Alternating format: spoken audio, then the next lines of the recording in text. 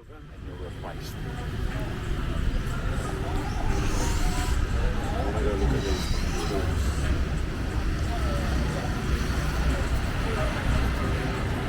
Alright, so Spanian, Phnom Penh, Cambodia. It's my turn. I'm here in the actual capital of Cambodia. Population about 2 million. Some really interesting and really sobering history here, like a genocide of 2 million people roughly, or a quarter of a whole country's population in the 1970s, so not that long ago, 50 years almost, or 50 years this year actually, since the start of the Cambodian genocide. I'm going to get a moped from the hostel that I'm currently staying at. We're going to punch out to the killing fields. I don't think it's a long drive, maybe 15-20 minutes. Right now, smashing some breakfast and a coffee. To contextualize the whole thing, Cambodia was, obviously it was a French colony, so 19th century imperialism and colonialism is still the running theme of the world. British Empire, French Empire, two competing world powers. Britain had colonised the west side of Southeast Asia. I think it was maybe the Mon Empire, or what is now known as Myanmar, or formerly known as Burma. And the French had colonised the eastern part of Southeast Asia, which was known as Indochina at the time, and it was Vietnam and part of Laos, as well as Cambodia. Thailand, interestingly, was never colonised, and it kind of acted as like a buffer in between the two regions. Because of that colonisation, there was a lot of French influence in Cambodia. They gained independence in the 50s when their monarch basically pushed for independence and they became their own state. The Khmer Rouge came into power through a series of unfortunate events, basically. Prince Sihanouk gained independence from France with the Cambodian Republic in the 1950s at some point. Still was a poor nation struggling with poverty, and obviously that generally leads to political dissatisfaction. 60s and 70s, this is building. Lol Nol was a US-backed Prime Minister in 1970, and he staged a coup d'etat which allowed his government to come into power when Sihanouk was overseas. This was 1970, and then for 5 years he was incumbent in the state. But in those 5 years, the Cambodian Civil War was fully underway with the Khmer Rouge and Lol Nol.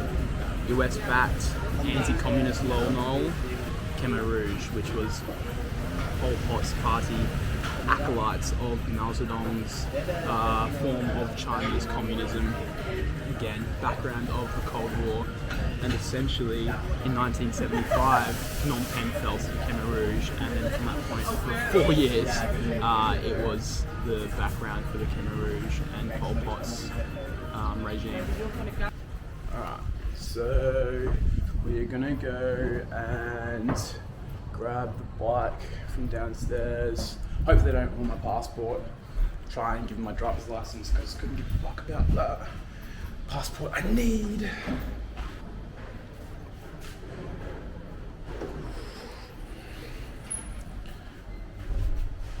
Write your name, nationality, your WhatsApp number, and send it. Yeah.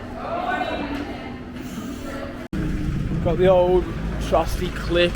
I reckon I've had about 10 of these since I've been in Asia. So where we're heading right now is S21.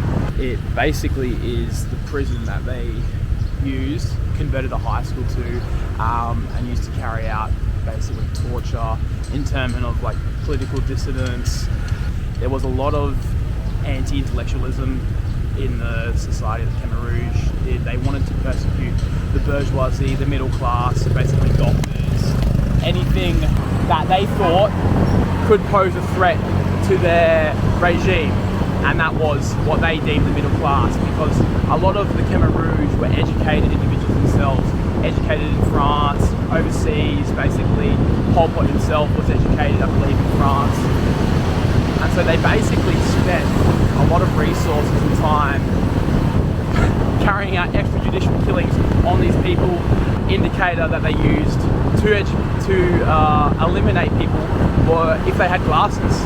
So if you had glasses, you were deemed an intellectual or rich, and basically were either killed or forced into the camps.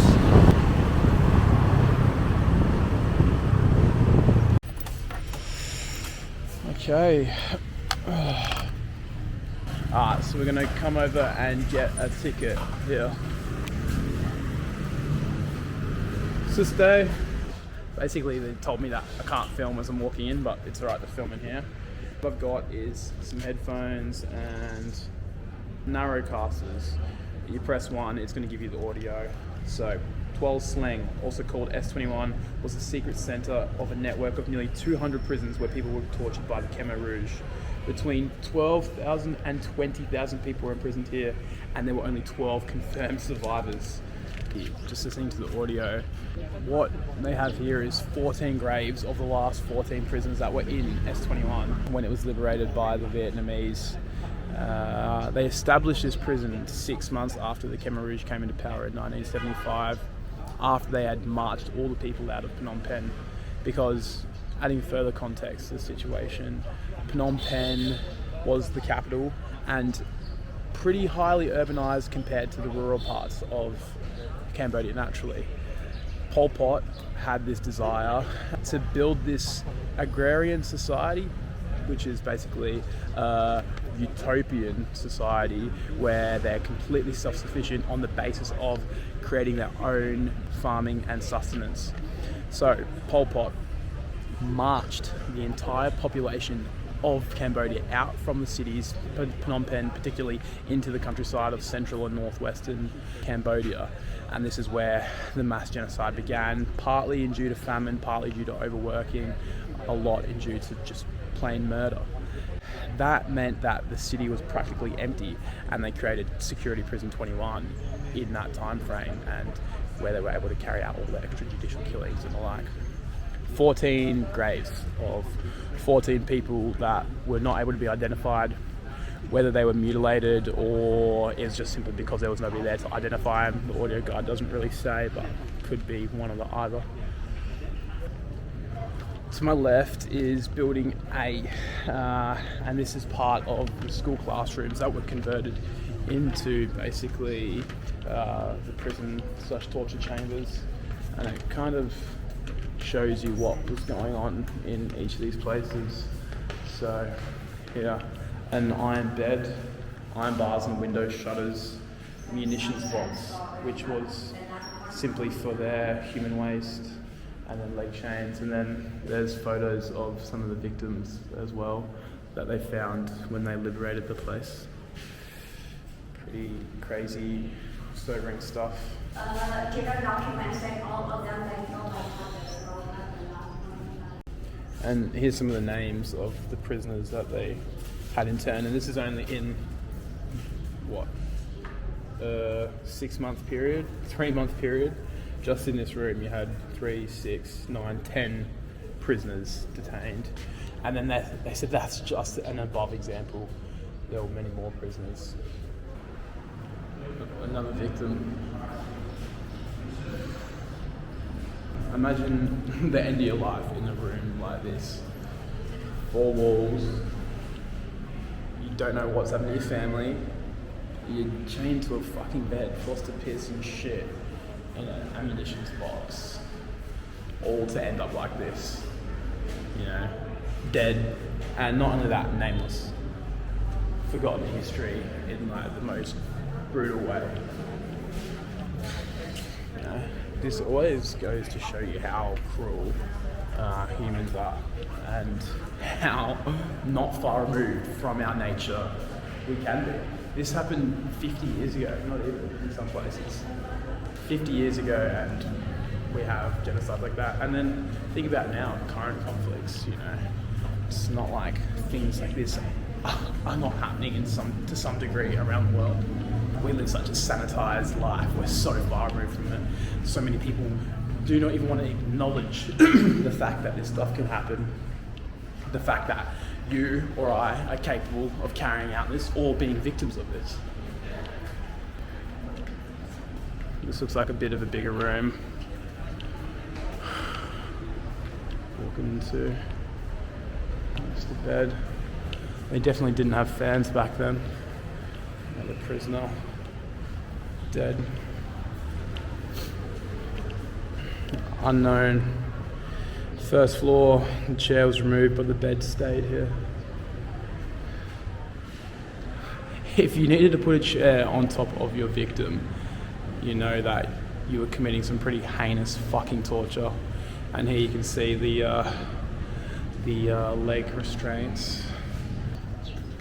Look at some of the ages on here. 45, 40, 35, 27, 27, 55, 19, 25, 21, 31. All male. All male. Crazy. And this one here. 62, 21, 35, 31, 17, 34, 18, 17, 19, 23. Over half of them are literally younger than me. Imagine being detained when your life is literally just starting and being killed for something that you probably didn't do, for some political dissidents that they fabricated. Yeah? And in this little section dedicated to children, predominant loss of males under the Khmer Rouge regime meant that when they were rebuilding after the fall of the Kampuchea, the majority of manpower in agriculture and industry was actually women. 70% women and children were the drivers of the economy following the immediate resurrection of government and society in Cambodia following the fall of the Khmer regime. That massive loss of men probably delayed the redevelopment of the country quite a bit. An 11-year-old arrested, and they got 8 pages of confession out of it. How legitimate is an 11-year-old's 8-page confession? 75 kids executed. And if you wondered how children came to be detained in S21, it was basically because their families were designated enemies of the state, and therefore their lineage was also an enemy of the state and had to be captured and destroyed. And it tells you a little bit, at Chongek, the killing fields, they executed the kids by throwing them against tree trunks. If they were self-sufficient, they would work for a little bit and then they would be executed. Here you can see S21 was only one of 196 prisons across the country. And a lot of the victims, government officials, intellectual foreigners, senior cadres of the Communist Party of Kampuchea and their families.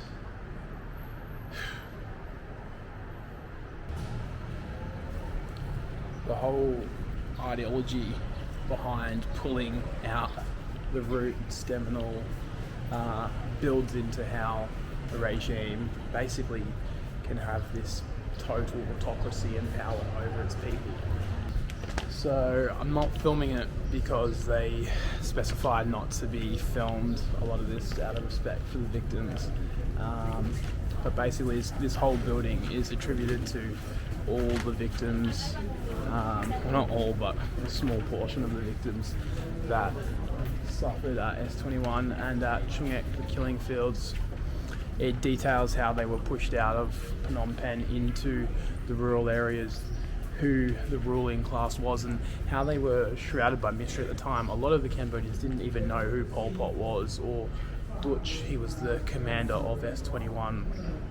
The elite basically shrouded themselves in mystery, partly due to anxiety of their regime and the consequences if it was found out what they were doing, and for their own protection. See, I did film one part, a victim, and it's pretty graphic, with their skull mutilated and their legs bound. As I'm walking past, you can see some of the victims tagged, nameless but with tagging. And here, some of the young women that were detained at S21. There were the young boys, the cadres, who were fed propaganda and taught the ways of the regime, and numerous skulls and numerous casualties. And here is what all the buildings looked like before they liberated S21. Barbed wire on the outside. This was to stop people from jumping off. And the prisoner jumped off and kill themselves because that was preferable to torture. So they reinforced everything with barbed wire to ensure they didn't do that. And in one of the audio logs, they detail about a prisoner, instead of going through the torture, poured kerosene lamp liquid on himself and lit himself on fire.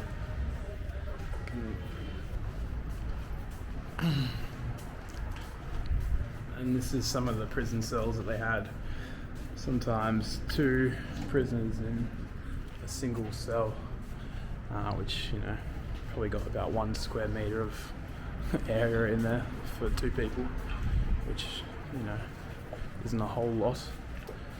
And it looks pretty fucking depressing if you were to be detained here in one of these areas.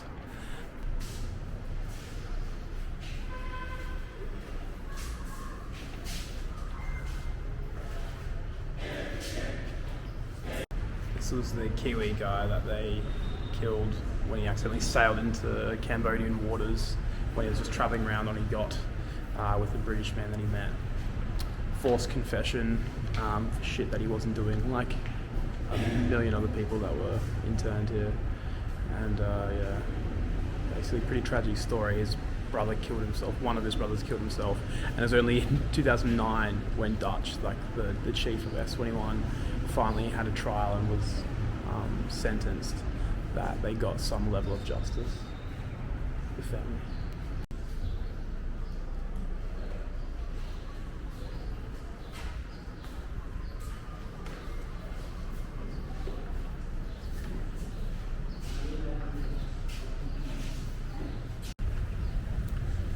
Never will we forget the crimes committed during the democratic Kampuchea regime. The whole theme of this S21 prison, I assume the killing fields, is about empowerment. Consistently they say it's not about forgetting, it's about remembering, and that we don't want this to happen again. And I think that's a very, very cool message that they've tried to establish with this. And again, throughout here, that is what I've seen. It's just the fucking cruelty of humanity. In the room over there, building C, they have the room full of skulls. I'll put some footage up as well of that. Tried not to film too excessively in the rooms because it does say no photography, but I did get some footage here and there. My biggest takeaway is just how crazy and inhumane humans can be. They were conserving bullets when they were executing some of the prisoners, so they would just beat them to death and then slash their throats, then toss them in the pits. Numerous different ways of torturing, mainly with waterboarding. I saw one image there painting a woman tied to or restrained, should I say, with iron bar chain, and yeah, genital mutilation, torture with centipedes into the wounds, ongoing throughout the whole time. And in a really twisted way, these people weren't brought to justice. The majority of them weren't brought to justice till 2009. Dutch, the commander of S21, found guilty of some of these crimes against humanity. Pol Pot, brother number 1, never found guilty, right? Found refuge in the northwestern border of Cambodia, and then he died. Old man, never really brought to justice. All the atrocities that was committed by this regime, and there was never really justice in a roundabout way. Pretty powerful stuff, very interesting, and I have this audio guide with me which I really think enriched the experience, and yeah, I'm glad that I got to do this. And we'll move on to the killing fields now and actually see the area where they executed a significant amount of people.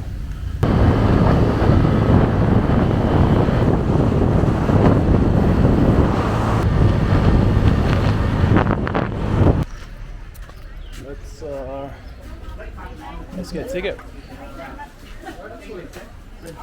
Six AED. 6 USD. It's the same kind of deal for here. We've got an audio tour, which I don't know if I will use as much as the last one. I might just kind of walk off and have a look around. This is the memorial statue right there. Pretty cool architecture on that, just poking out.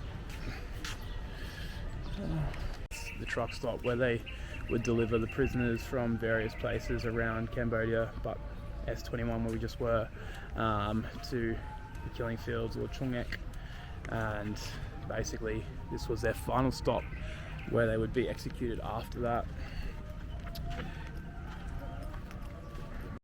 They killed the prisoners very quickly because there were so many of them, up to 300 a day.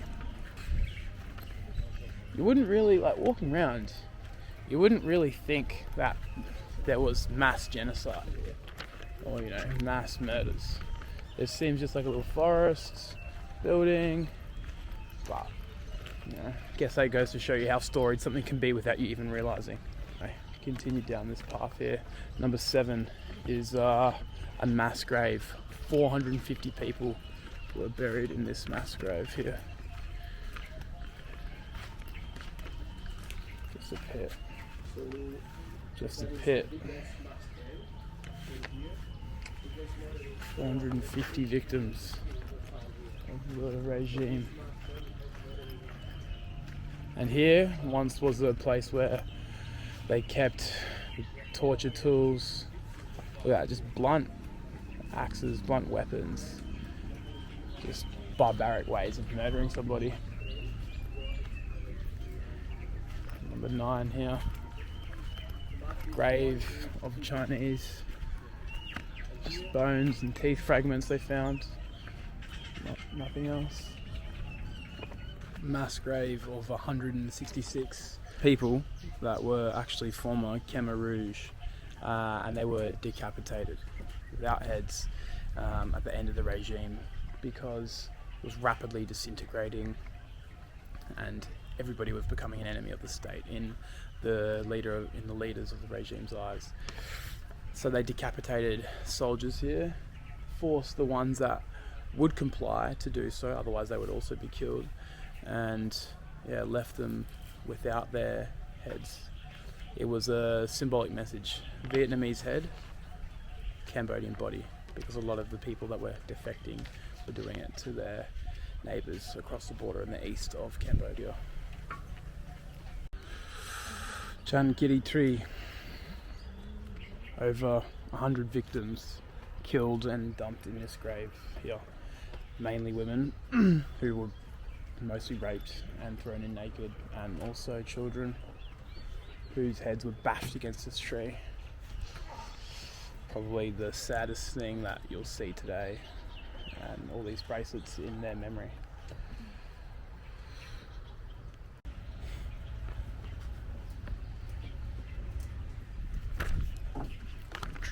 Tree where they hung loudspeakers to drown out the sound of the victims as they were murdered. Stay. How many flags would you like, sir? Just one, please. Thank you. Okay. Thank you. How many flowers, sir? 2 for $1. 50 cents. Shoes off.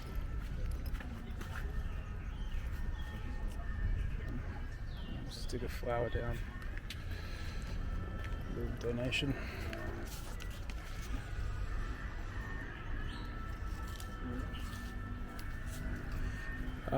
Built in the memory of everyone killed in genocide.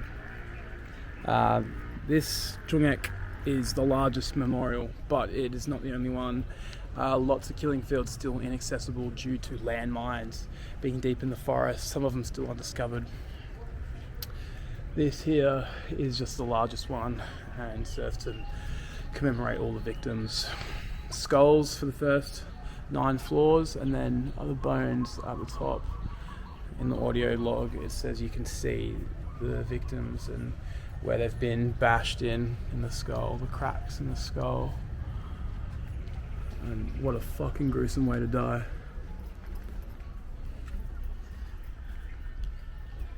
What a gruesome way to die.